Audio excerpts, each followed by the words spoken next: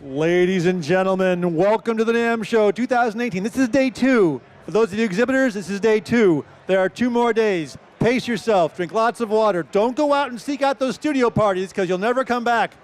You'll be hating yourself tomorrow. Those of you smirking know what I'm talking about. Okay, who are we? We're McDSP. We're at a booth in the new North Hall. It's fabulous. I'm here with my good friend, Matt Boudreau from Working Class Audio. It's a podcast. You should check it out. Darn it. And we're going to talk about, well, all kinds of things. Audio products, what good drummers are like, what's it like to go on tour in Europe for a couple of months, I don't know, years, whatever you did. Anyway, how you used to own one of the biggest recording spaces in San Francisco. Yeah. That's true. And we might throw in a story or two about a McDSP plugin. Maybe. Just maybe. And when we're done, to make it worth your while, we will give away some plugins. We'll have a raffle. Winners get a plugin of their choice. Okay? Okay. Well, Matt. Colin. I kind of know the answer to this question, but Okay. how did you get started doing audio stuff? Well, I was in a couple bands, and in the days of making records with 6-figure budgets, and I had worked in a band with Joe Ciccarelli producing a record of mine, Gil Norton, Larry Hirsch, saw how that process was done, and started recording bands on my own, and then it just kind of snowballed from there. I got tired of being in bands and touring because it kind of, I like to stay at home. So that's how it started, essentially. And then just working in studios around the Bay Area. And then I traded drumsticks for faders, and that was a long time ago. Tell us about some of the artists you've worked with as a mix and producer engineer kind of guy. Well, I've been lucky in that I've been able to actually work with a lot of, I work with a lot of unknown people, just as a lot of people do, but I also get to do this gig at KFOG in San Francisco where I get to record and mix a lot of, high-profile artists, like Steve Earle, or, an old legacy artist like The Fix, or Brandi Carlile, or Florence and the Machine, and so that, that's good for credits, I guess. It's a great gig. It's a high pressure gig, and it really gets you to work very quickly and use everything in a very short amount of time to make great decisions, make good decisions. So yeah, I've worked with a lot of Bay Area people that are just small vanity artists that do their thing and release their music, like on iTunes and such. But yeah, I work with a wide variety of people. When you're working like the KFOG stuff you guys do, there's like a really short turnaround for that? Is that what makes it like a high pressure kind of thing? Yeah, because you're mixing it, you're multi-tracking it into Pro Tools, and you're actually printing your mix simultaneously, and so you're actually, it's like doing it with a venue console without the venue console. You're just mixing it with a mouse or a control surface. And that mix, is that the same mix that goes out live to the radio audience, and you're also trying to print it, or? It doesn't go out live, but it Okay. does get utilized on the YouTube videos that they put out later, and then they do pick a couple key tracks, obviously the single, they'll play on the radio, and then it's great because you do the gig, and you end up basically getting in your car and going home, and then you get to hear your mix on the radio as you're going home in traffic going, I should have moved the snare up 3 dB. That's kind of different. Tell us about your podcast. What's that like? What do you do? Working Class Audio is a podcast that concentrates on conversations with audio professionals, and we talk about the lifestyle of the audio professional. We don't really get into, I never ask anybody what EQ they use. I don't really care. I don't care what their settings are. I'm interested in their life, how they make their professional life work with their family, how they handle their business, how they handle their money, what advice they have for others, lifestyle things. What are the highs and the lows in their career? And I try to go the opposite direction of all the other interview platforms out there, because those are the questions that interest me. So the podcast kind of gives me a venue to, talk to, guys like Eddie Kramer or Andrew Sheps or Vance Powell and ask those questions that everybody wants to know the answer to. So that's the gist of it. It's about an hour-long show typically, and it's just fun to ask these folks questions like that. Yeah. Sounds good. Now I'm going to ask you one question. It is kind of gear related. Do any of the McDSP plugins ever show up in some of your workflow? Yes. Fingers crossed. Yes. And the SA2 inevitably is used in the podcast production because while I have the guests recording their end of things and sending me those tracks or that track, sometimes in spite of audio people being audio people, they're not always accustomed to recording themselves. Yeah, so inevitably I need a little help, and I lean on my old high school friends. Let's go on that. So Matt and I went to high school together. I know you're shocked. So one of the reasons McDSP is here today is because when I was in high school playing in bands, and I was in my band, and Matt was in his band, and I'd go see his band play and go, holy crap, I should just quit now. Maybe there's something else I can do in music. I guess I'll go take that math class that my dad was bugging me about. So in some ways, everyone, you can thank Matt Boudreau for getting McDSP off the ground, because it made it pretty clear to me at a very early age that I suck. I just really shouldn't play music in public ever, ever. So anyway, there you go. Ladies and gentlemen, thank Matt Boudreau when you see him. Sure, That's sure, why. Right. Yeah. Well, and let me tell a story. So we went to high school together, and we went our separate ways. I did, music as a player, and Colin went off and did smart things to ensure, a good living. Meanwhile, I get into recording, and I go to, it was AES in San Francisco in like 1997 or 98. 98. And I'm walking around, and I see this guy, and I'm like, is that Colin McDowell? And I was like, Colin, what are you doing here? And he was like, oh, well, my wife and I started this company called McDSP, and we make these plugins. And I was like, I know that company. That's you? And he was like, yeah.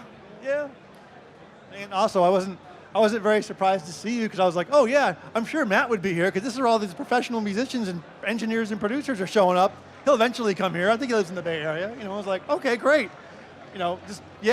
Even like when your band, the Sextons, came and they were playing at a place called the Cactus Club, like in the Bay Area. Yeah. And I was there with friends, like, oh, come on, Colin, let's go out and see some shows. I don't want to see live music, I'll just see some band that's like amazing. Oh, come on. You just, this guy I knew in high school, he had this amazing band, and it kind of brings me down, because it just shows me how far I had to go. And we go, and you guys are did you guys know this was the band? That's my friend right there. That's my friend. That's Matt Boudreau. I know him. You don't know him. I know the drummer in this band that had security, and I know that guy. We went to high school together. Dang it. But okay, give me a Sprite. But I gotta say, it's for me, like, to sit here with you, knowing where we came from in southern New Mexico, where we've both come from, and to sit here with you 20 years later to celebrate 20 years with McDSP, that makes me feel really good. Me too, Matt. It's fun. I don't know anybody in my life that has an Emmy except Colin. Well, let's backtrack there. There wouldn't be a McDSP or an Emmy if back in high school some guy named Matt Boudreau didn't pretty much convince me flat out, yeah. I mean, he's the nicest guy, don't get me wrong. He would encourage me, yeah, Colin, you're pretty good with the keyboard. You keep it up. But I'm like, no, thank you. I'm going to stop. I can program any sound you want, but then we play a song that's challenging, like, yeah, I'm out. I'm so out. I'm gone. Anyway, does anyone have any questions for Matt? He's done a lot of production work, a lot of stuff for radio, live sound. He's done this great studio, has his podcast. He's really a great example of all the different ways you can make money in the music business. He's done a lot of it. So if you have a question, the man's got some answers. Everybody's like, no. Yeah, what's your question? Come on up. All the way up? How far up? What inspired Working Class Audio Podcast? What What inspired me to do the podcast? I'll tell you exactly. I took over a Bill Putnam studio in San Francisco that was famously known as Coast Recorders. It was a huge room. And I had a small studio in Emeryville, California, low overhead, and I was doing great. And then I got an opportunity to go take over this studio, and I was like, yeah, I'm gonna do that. And I'm gonna grow really big. It's gonna be great. That was in 2007. What happened in 2007? The economy took a dump. It was a great time to open a large studio and think that even though there was a history of people that had run that studio, and pretty much only 2 guys had had a good successful run there. So I got in really over my head. I dug myself in a huge financial hole, rebuilding the studio, rebuilding the control room, not touching Bill Putnam's original live room. And I thought, if I build it, they'll come, and they didn't come. They didn't come. They did come, but it came very slowly, and it started to create a lot of tension at home. It started to really wreak havoc on my life, and I had to get out. I couldn't renew the lease. I couldn't keep going, and I kind of went home with my tail between my legs, and I was like, how does this work? How does one survive in this? And I had all these questions, and I thought, I wish I could ask those questions of people. And I was like, you know what? I need to think of a new way of operating. I need to think of like a working class mentality and try to make that work in my life, where I could be at home with my family, make money in audio. And then I was like, I should start a blog or something. And I started to mess around with it. And then I realized, I'm going to do a podcast. And so I did it. And I initially reached out to, local friends of mine and other friends of mine, like, Andrew Sheps and Vance Powell were early people on the show, and they were brutally honest with their answers about how they've survived and their thoughts on things. So by about episode 5, I started to see the numbers just go, and that's when I said, I think I have something here, and I'm going to keep going. And then emails started to come in, and the numbers started to grow. And that was September, October 2014. And I'm at 162 episodes as of today. I've had some great people on, some well-known people, some not so well-known people, all telling truthful stories about audio and how they make a living, how they handle their money, how they handle their families, how they handle a career, what their failings are, what their successes are. So that was the inspiration behind it. I know it's a long-winded answer, but yeah. That was a good question. Good job. Yeah. Good answer too, Matt. Oh, thank you. Any other questions? Yeah, come up, so we can all hear it. 2 parts. Okay, The first one, is the podcast how you're making your living now, or you're still doing tracking? That's a good question. The podcast is one leg of 3 ways I make a living. It's not the entire way. I mix and I master and I track bands, but I do QA work for another company, and then I do the podcast. So those 3 things kind of keep the boat afloat. The second part of the question is, where would you say you're when you're recording and mastering, that side? What's your top 20% like gross income from that? Like, is it from the small guys, or is it from large labels coming to you? Like, No labels. It's all small, self-funded artists who pay you at the end of the session. Yeah, there's no label work that I do, So, hope that answers the question. Yeah. Other questions? Ladies and gentlemen, Mike Cuddy. Of your expansive catalog of past podcasts, you've heard a lot of stories and, of how people came to where they are at. Yeah. Do you have a favorite of a, very unique story from, I've listened to a lot of your podcasts, but do you have a favorite? I have my personal favorites, but like anybody that has a really unique story that came out in... I know it's a cliche, but everybody has a unique story. Now, of course, everybody has the, I